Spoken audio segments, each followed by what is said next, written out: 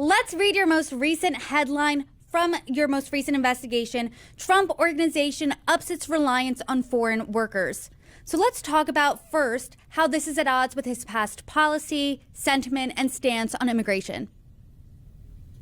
Build the wall, send them back, travel ban. There's no shortage of examples in Donald Trump's politics of trying to position us against them in terms of Americans versus outsiders.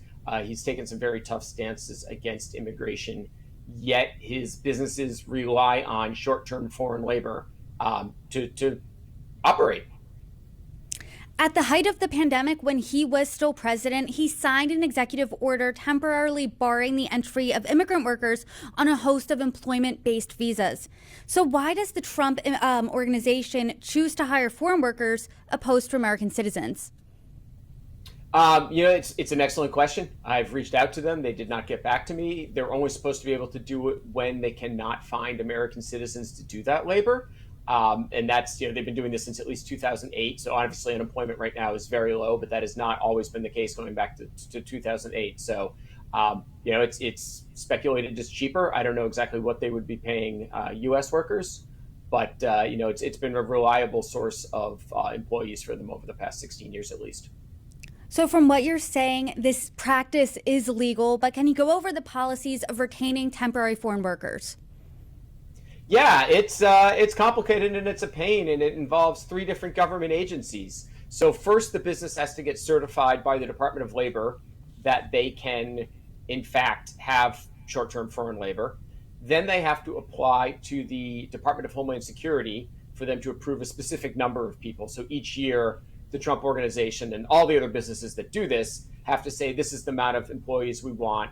And then the Department of Homeland Security will certify that number, maybe tell them it's a little bit less than what they wanted. And then the people who are matched up with those jobs then have to go to a U.S. State Department, embassy, or consulate in their own country to get their visa. So you've got 3 different departments there, and state government gets a little bit involved as well. And how many foreign workers is the Trump Organization hiring? This year, they are actually, for 2023, they were looking for 170. We don't know exactly how many are hired. We just know the amount that they were given permission to hire. And that information is just out there on the Department of Labor website. You can get these spreadsheets that will show, they update it quarterly on the names of businesses and who they've hired. And it's split up amongst 2 different types of visas. There's the H-2A visa, which is for agricultural workers, and that's what the Trumps use for people to come work at their Virginia winery. And then there's the H-2B, which is service and hospitality. That's going to be your housekeepers, your servers, your chefs at Mar-a-Lago and some of the golf clubs.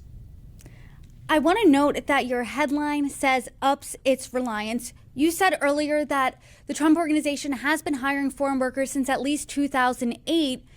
Have they also hired undocumented immigrants? Talk about that. Yeah, there was a Washington Post article several years ago that I think was able to track down 49 former or undocumented workers who had been employed at Trump properties, some of them for decades. So they have a history of that as well.